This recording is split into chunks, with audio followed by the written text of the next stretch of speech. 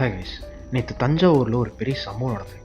பட்ட பகலில் கவர்மெண்ட் ஸ்கூலுக்குள்ளே போய் கவர்மெண்ட் ஸ்கூலில் வேலை செய்கிற ஒரு டீச்சரை ஒரு கிளாஸாக போய் தேடி கண்டுபிடிச்சி கிளாஸ் நடத்திட்டு இருக்க டைமில் எல்லா ஸ்டூடெண்ட்ஸ் முன்னாடியே அவங்கள கத்தியால்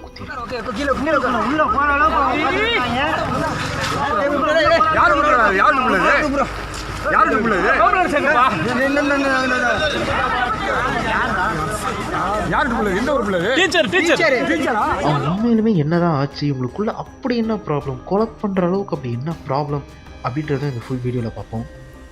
Shall we go?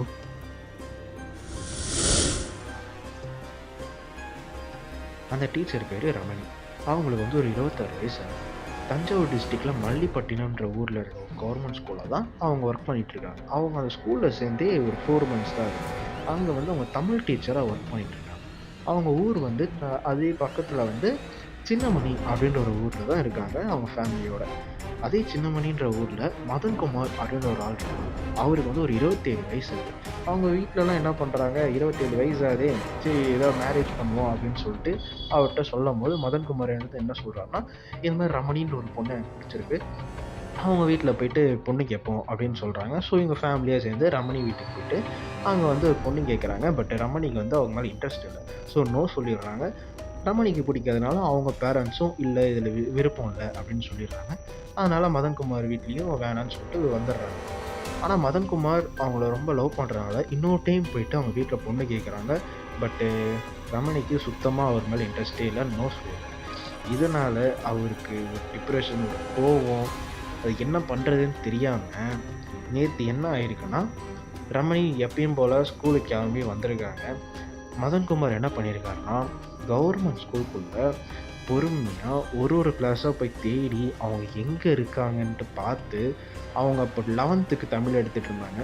ஸோ அவர் அதை கண்டுபிடிச்சி உள்ளே போயிட்டு எல்லா ஸ்டூடெண்ட்ஸ் முன்னாடியும் அவர்கிட்ட இந்த கத்தி எடுத்து கழுத்துலேயும் கையிலையும் குத்திருக்காரு. அதை பார்த்து அங்கே இருந்த ஸ்டூடெண்ட்ஸ் எல்லாம் கத்தி, அவங்க கத்துறதை கேட்ட மற்ற ஸ்டாஃப்லாம் ஓடி வந்து பார்க்குறாங்க. ரமணி கீழே ஃபுல் பிளட்டாக அப்படி இருந்திருக்காங்க. ஸோ உடனே அவங்க ஆம்புலன்ஸை கூப்பிட்டு பக்கத்தில் இருக்க பட்டுக்கோட்டை இருக்க ஹாஸ்பிட்டலுக்கு கூப்பிட்டு போயிருக்காங்க. பட் கூப்பிட்டு போகிற வழியிலேயே அவங்க இறந்துடுறாங்க. ஸோ இதுக்காக தான் அவன் கொலை பண்ணியிருக்கான் அப்படின்றது ஃபர்ஸ்ட் இன்வெஸ்டிகேஷனில் போய் சொல்கிறாங்க. பட் மேபி அவங்க 2 பேரும் முன்னாடியே லவ் பண்ணி அப்புறம் பிரேக்கப் பண்ணியிருந்துருக்கலாம். இல்லை அவங்க பொண்ணு கேட்க போகும்போது இல்லை நீங்கள் வேறு கேஸ்ட் நாங்கள் வேறு கேஸ்ட் அப்படின்னு அந்த மாதிரிலாம் பேசியிருக்கலாம்.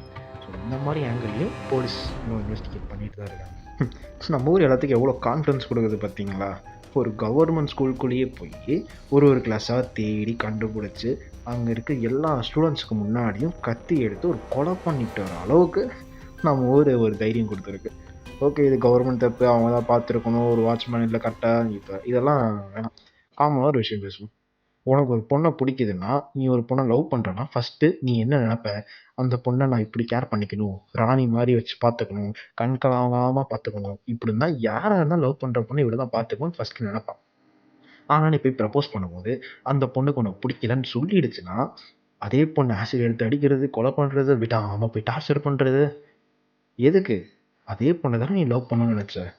அப்போ திரும்ப அதே பொண்ணை நீ இவ்வளோ டார்ச்சர் பண்ணி அவள் அழுது டிப்ரெஷன் ஆகி சாகிற நிலைமைக்கு போய் ஆசிட் அடிச்சு, அப்போ அது பேர் உண்மையாலுமே லவ்வா? ஒரே ஒரு மேட்ரு மட்டும், இது ஒன் சைடாக லவ் பண்ணுறவன் கமிட்டட் ஆனவன் எல்லாத்துக்கும், லவ்ன்றது உனக்கு பிடிச்சவங்கள உன் கூட வச்சுக்கிறது கிடையாது. லவ்ங்கிறது உனக்கு பிடிச்சவங்கள நீ சந்தோஷமாக வச்சுக்கிறது. அது உன் கூட இருக்கணுன்ற அவசியம் கிடையாது. அவங்களுக்கும் உனக்கு பிடிச்சதுன்னா 2 பேரும் சேர்ந்து ஹாப்பியாக இருங்க, தட்ஸ் ஃபைன். ஆனால் அவங்களுக்கு உனக்கு பிடிக்கலன்னா let her be happy bro. எதுக்கு அவங்கள போய் டார்ச்சர் பண்ணிக்கிட்டு, நீ போய் ஒரு பொண்ணுகிட்ட ஒரு டைம் ப்ரப்போஸ் பண்ணுற, அவள் உனக்கு பிடிக்கலன்ட்டா, சரி இன்னும் ஒரே ஒரு டைம் உன் மன திருப்திக்காக போய் சொல்லு.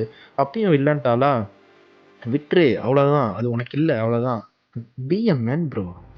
அதை விட்டுட்டு போயிட்டு கொலை பண்ணுறது, ஆசிட் அடிக்கிறது எதுக்கு?